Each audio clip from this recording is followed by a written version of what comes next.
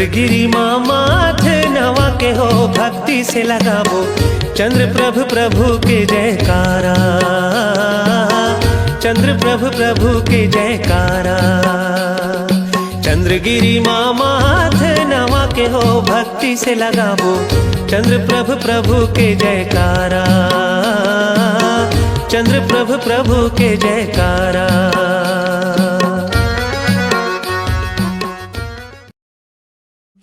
लहराता उपवन ए विद्या धनी का, इठलाता यौवन ए नन्ही कली का। करती हूँ विनती ए विद्या गुरुवर, खिला लो कली को महकते महकते। गुरुदेव तुमको नमन हो नमन हो, गुरुदेव तुमको नमन हो नमन हो। श्री कुंडलपुर के बड़े बाबा की, चंदगिरी के श्री चंद प्रभु भगवान की, शासन नायक महावीर भगवान की, आचार्य गुरुवर जो कण कण में विराजमान है, हृदय में विराजमान है, ऐसे आचार्य गुरुवर श्री विद्यासागर जी महाराज की, आचार्य गुरुवर श्री समय सागर जी महाराज की, परम पूज्य हरिका श्री तपोमती माता जी की।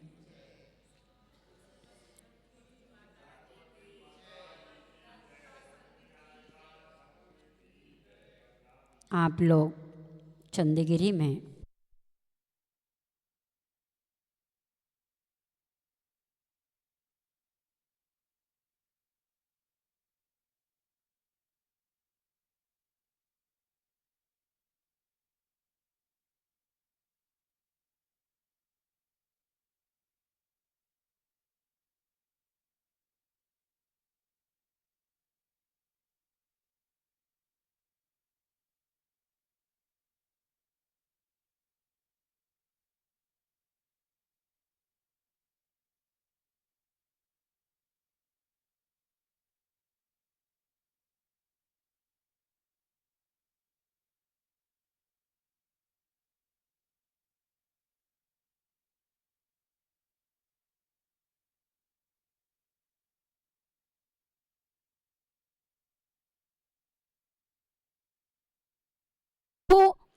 जा रहा था, जाते जाते मुझे ऐसा लगा कि अब सांझ का समय आ गया है और सांझ के समय में अब मैं क्या करूं, मुझे रुकना तो ज़रूर है, लेकिन मैं कहाँ रुकूं।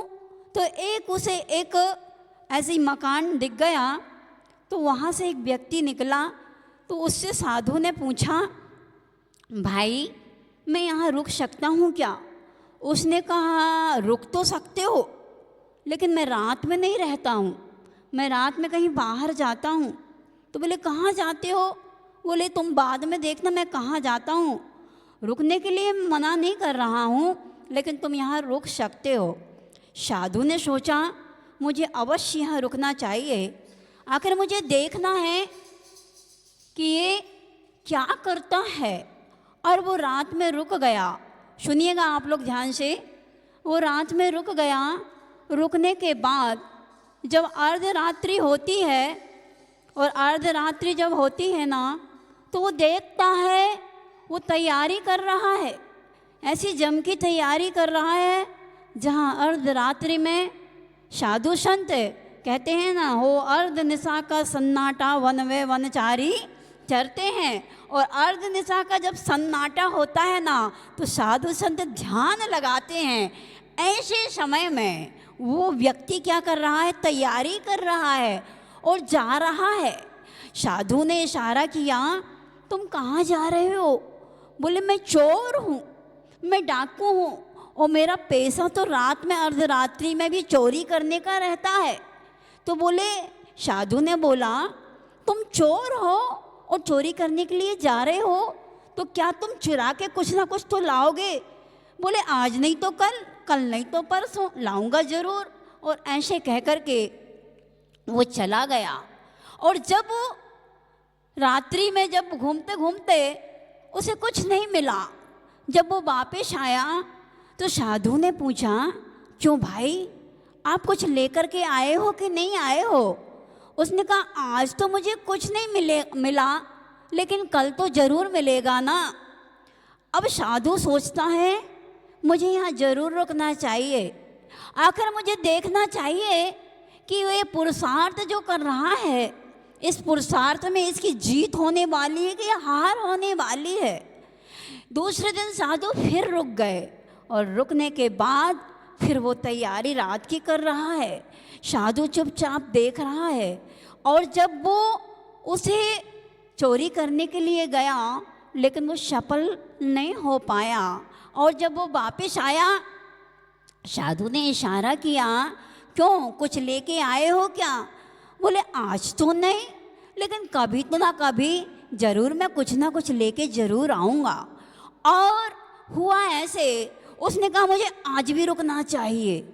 और जब साधु तीसरा दिन हो गया रुकने के लिए, पुनः वह तैयारी करता है और तैयारी करके पुनः वह कहाँ जाता है? चोर है, उसे जो मिल जाए चोरी करने के लिए गया, लेकिन उस दिन सफल हो गया।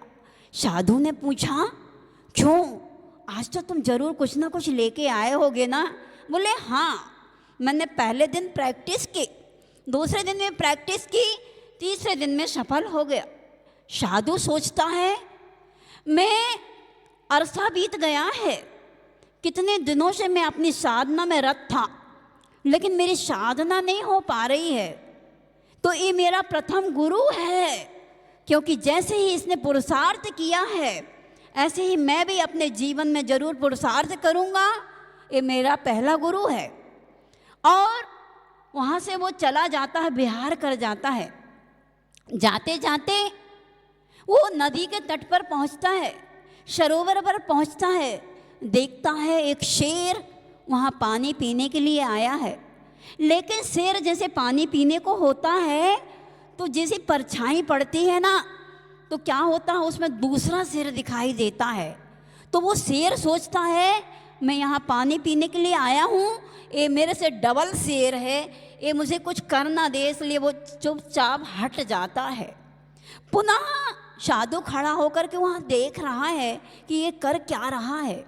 और पुनः वह क्या आता है, शेर आता है, पुनः वहाँ छाया पड़ती है, पुनः वह लौट जाता है। लेकिन शेर के मन में आता है, ऐसे मैं कब तक लौटता रहूँगा, मैं बहुत प्यासा हूँ, मुझे तो पानी पीना है। और ऐसी दृढ़ता से वो आता है और क्या करता है, छलांग मारता है, पानी पीता है, पानी पी करके चला जाता है। साधु सोचता है, ये मेरा दूसरा गुरु है। कौन सा? दूसरा गुरु मेरा शेर है। पहला मेरा चोर है और दूसरा मेरा शेर है। वहाँ से आगे बढ़ता है, बढ़ते बढ़ते पुनः सांझ हो जाती है, तो देखती है एक छोटी सी बिटिया दिया सिलाई कर रही है। समझ रहे ना आप लोग? शाम के समय, सांझ का समय उस समय रहता था, तो लोग, बूढ़े लोग दिया सिलाई करते थे। संध्या के समय अंधेरा नहीं होना चाहिए, चलो हम लैंप जला लें, दीप जला लें। ऐसे ही वो दिया सिलाई छोटी बिटिया कर रही थी। तो वहाँ जाकर के साधु जब पहुँचा, तो उसने जो दीपक ज्योति जली थी उसको बुझा दिया और बिटिया से पूछता है, बिटिया ये बता तू कि ये ज्योति कहाँ चली गई, ये ज्योति कहाँ चली गई? तो उसने तुरंत जलाया। बोले, ये ज्योति कहाँ से आ गई? तो उसने सोचा, पहला गुरु मेरा हो गया चोर, दूसरा मेरा होगा सिंह और तीसरा मेरा को रहा ये बिटिया, क्योंकि तीनों ने मुझे शिक्षा दी है। चोर ने मुझे शिक्षा दी है, पुरुषार्थ करते जाओ तो कभी भी असफल नहीं होने वाले।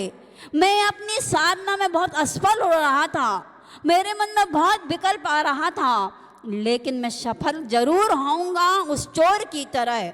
और यदि मेरे जीवन में दृढ़ता बनी रही, तो जिस प्रकार चोर ने दृढ़ प्रतिज्ञा कर लिया था कि मुझे पानी पीना है, तो वो उसने पानी पी कर के ही रहा।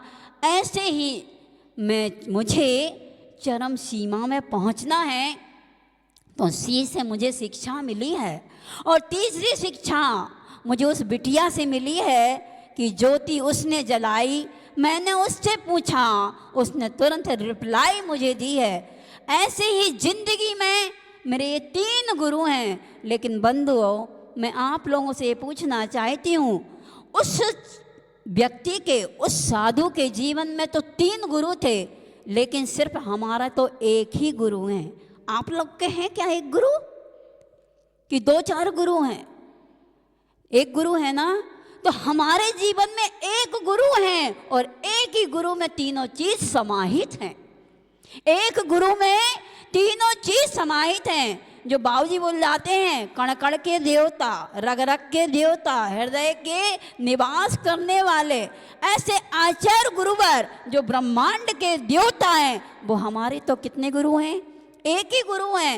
एक ही गुरु में 3 क्या, कई बातें उनमें समाई हुई थी। एक बात नहीं, कई बातें समाई हुई हैं उनमें।